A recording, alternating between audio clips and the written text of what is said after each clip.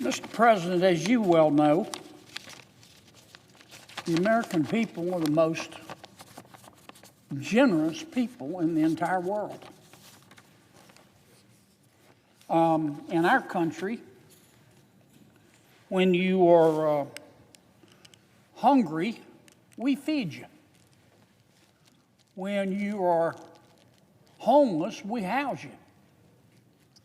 When you're too poor to be sick, we'll pay for your doctor. We spend trillions of dollars a year helping our friends and neighbors who are less fortunate than we are. And that's rare in this world. I've been all over our wonderful world. You have too, Mr. President. And in many countries, if you get down on your luck, they'll let you die in a ditch. But not in America. Not in America. We take care of our fellow citizens. But it's expensive. We spend trillions of dollars a year to do this. And that money that we spend didn't just fall from heaven. We thank heaven for it, but it came out of taxpayers' pockets. And we shouldn't lose sight of that fact, Mr. President. Now, that's why I get so irritated. Irritated is the wrong word. Angry. When I find out that people take advantage of the American people's generosity. It makes me want to knee someone in the groin. It just makes me furious. And I think the American taxpayers feel the same way. What I'm about to tell you, Mr. President, let me apologize in advance, is deeply disgusting. It's deeply disgusting. I mean, it is clown world on steroids. And when I first read about this, Mr. President, I read it a second time because I experienced slack-jawed astonishment. And when I read it a second time and I realized it was true, I just wanted to run away screaming. What am I talking about, Mr. President? We have discovered, the federal prosecutors have discovered, that for the last 5 years, there has been massive welfare fraud in the great state of Minnesota. Massive. Over $1 billion of American taxpayer money has been stolen. Just stolen. They can call it fraud, but a better term would be stealing. And this fraud has been centered in the Somali community in Minnesota.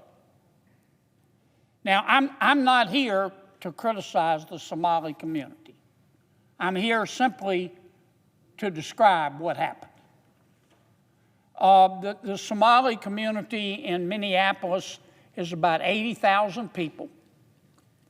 They're centered around Minneapolis. And let me say it again. I'm not here to denigrate the Somali people or people of Somali ancestry just because of the actions of a few. But it is a fact that this $1 billion in welfare fraud occurred almost exclusively in the Somali community in Minnesota and was orchestrated by people with Somali ancestry. That's a fact. Facts aren't racist. Facts are facts. So far, 59 people have been convicted, 86 have been charged, and 78 of them are of Somali ancestry. That's just a fact. Now, what these criminals did they had three very elaborate schemes. The first scheme was centered on supposedly feeding hungry children in the Somali community. A group, a nonprofit run by some people with Somali ancestry. The name of the nonprofit was called Feeding Our Future. Feeding Our Future. Feeding Our Future went to the welfare authorities in the state of Minnesota, which of course was administering federal taxpayer money, and they said, "Look, Feeding Our Children said, Feeding Our Future said, we want to feed hungry children in the Somali community." And the welfare people in state government in Minnesota gave them the money to do that. It started out very small. But the idea was that Feeding the Future, the Somali nonprofit organization, would take this federal taxpayer money, American taxpayer money, and go to businesses, most of which were Somali businesses, in the Somali community, and set up feeding sites where they supposedly would take children to get a hot meal. On paper, it sounded great. As I say, it started out very, very small, just a few $1 million. But eventually, it got bigger and bigger and bigger. And more businesses in the Somali community signed up to be feeding sites. And Feeding Our Future, the Somali nonprofit, kept going back to the Social Services Department in Minnesota saying, "We need more money, we need more money." And at the height of the fraud, they were spending about $100 million a year. Not over the lifetime of the program, $100 million a year. There's just one problem. There were no hungry children. There were hungry children. They just weren't getting any of the money. And the businesses, many of which were Somali owned, which were getting some money to feed the children from Feeding Our Future, the nonprofit that was quarterbacking this whole thing, they weren't giving any of the money to hungry children. They were spending it. These businesses were spending it on yachts and vacations and jewelry and furniture for their home. That was scheme number one. But it got worse. The second scheme was supposedly to help people who are homeless. Remember, I said in America, when you're homeless, we'll house you. Well, that's what they were trying to do in Minnesota. A nonprofit was set up, again run by someone of Somali ancestry.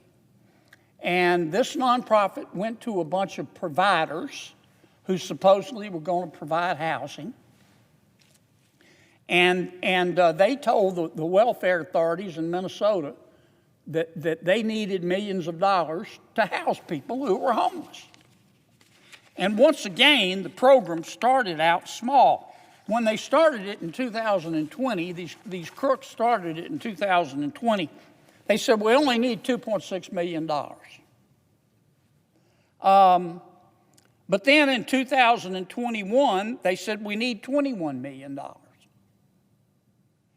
And in the following years, they said we need $42 million the next year, then $74 million to feed or rather to house the homeless, than $104 million a year.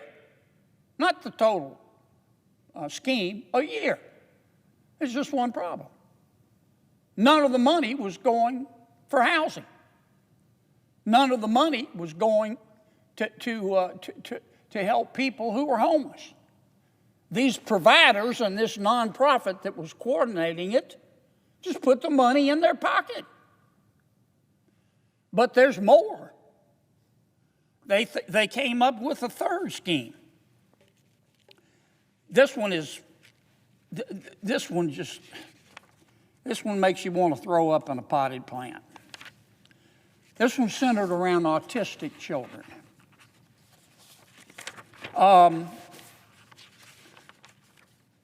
Once again, in this third program, a group of providers, supposedly medical providers, got together and they went to the welfare authorities in Minnesota and said, we need money to help autistic children.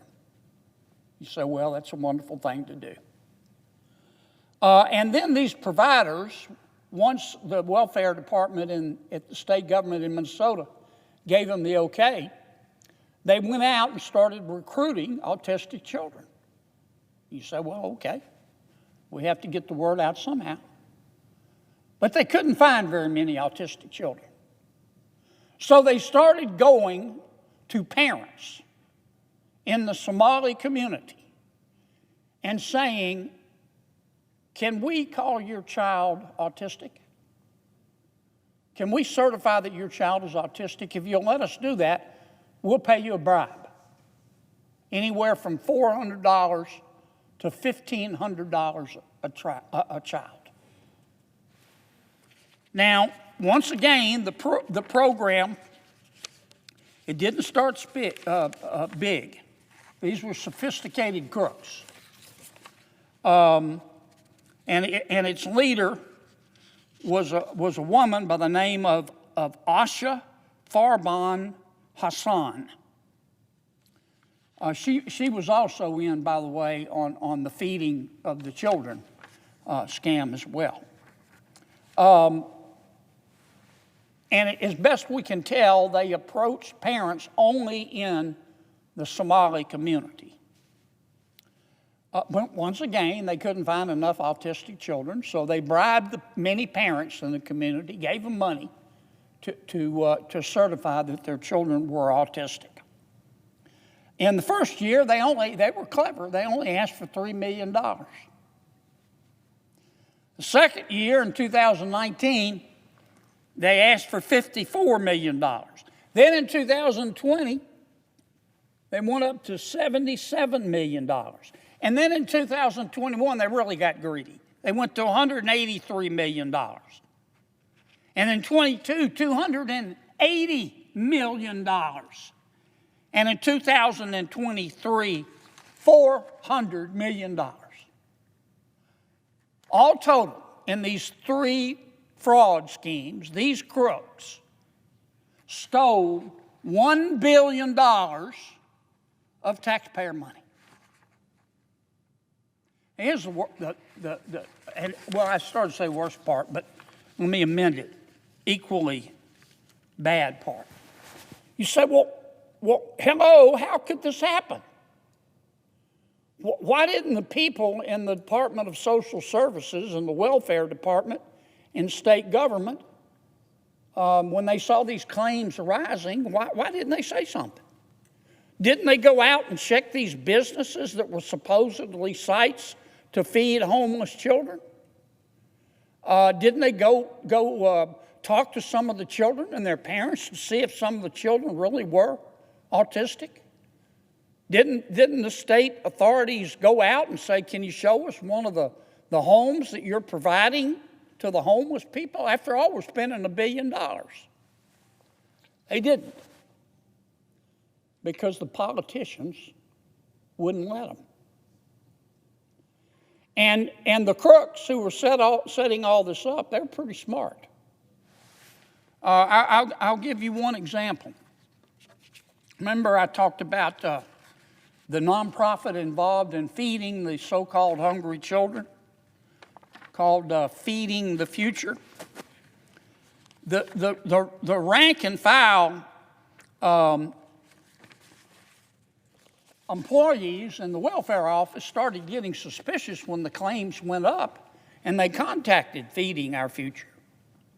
And they said, hey, what's going on here? You know, we're going to start cutting off these claims because it's getting a little bit expensive.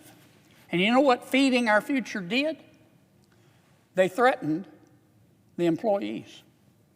They said, if you cut off our money, they sent them an email, and they did it by phone.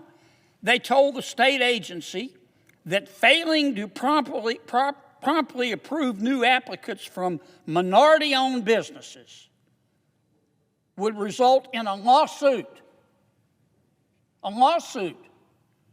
feeding accusations of racism that would be scrawled across the news. Feeding Our Futures went to the state and said, if you stop giving us this money, we're going to call you racist and we're going to sue you, and you don't want to be in the news.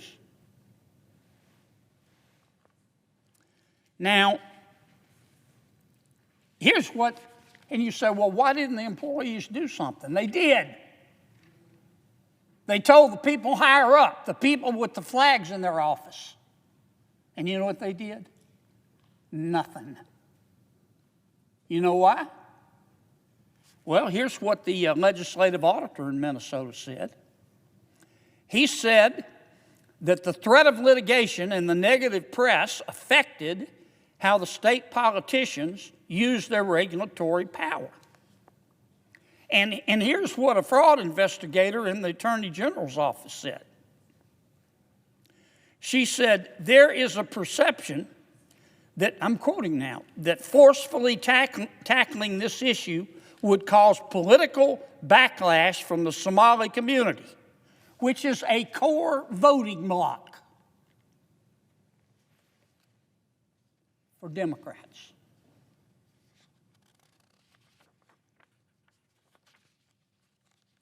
And in fact, one of the other witnesses in the fraud investigation said, look, told the prosecutors, let me just give you a cold dish of truth. The 80,000 voting bloc of folks with Somali ancestry, you got to have their votes to win in Minneapolis. And if you're a Democrat and you can't win Minneapolis, you can't win in the state. So the politicians did nothing. Don't just take my word for it. And don't blame the state employees. They tried. In fact, recently the state employees, they just said, look, we've had enough. They posted this. These are over several hundred employees from the Minnesota Department of Human Service who administer this program, who just get up every day and go to work and do their job and want to help people. This is what they posted on social media. I'm quoting now, Mr. President. Governor Tim Walz is 100% responsible for massive fraud in Minnesota. I'm sure he wasn't the only one, because this fraud was an open secret. But I'm quoting from what the employee said. Governor Tim Walz is 100% responsible for massive fraud in Minnesota. We let Tim Walz know of fraud early on. That's the employees talking. Hoping for a partnership and stopping fraud, but no, we got the opposite response. Tim Walz systematically retaliated against whistleblowers, using monitoring, using threats, using repression, and did his best to discredit fraud reports. Instead of partnership, we got the full weight of retaliation by Tim Walz and an indifferent mainstream media. It's scary, isolating, and left us wondering who we can return to. And now there are reports coming out, Mr. President. I don't know if they're true, but I know the prosecutors are desperately trying to get the bottom of it. And I don't want to say that this is true, but a report came out in a publication called City Journal, which is published by the Manhattan Institute. And they are alleging that money, part of this $1 billion that was stolen, they are alleging that at least a portion of it went to a terrorist organization in Somalia that we've all heard of. It's notorious. It's an organization called Al-Shabaab. They hate Americans. They're terrorists. They want to kill Americans and drink their blood out of a boot. They were taking a cut, according to this claim. Again, I don't know if it's true, but the prosecutors are trying to get to the bottom of it.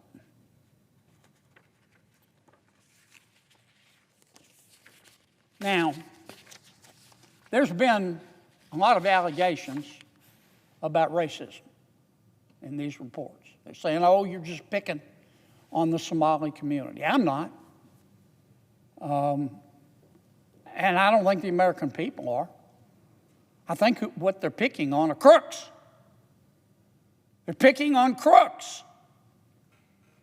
Everything I just gave you are facts, Mr. President. Has nothing to do with race.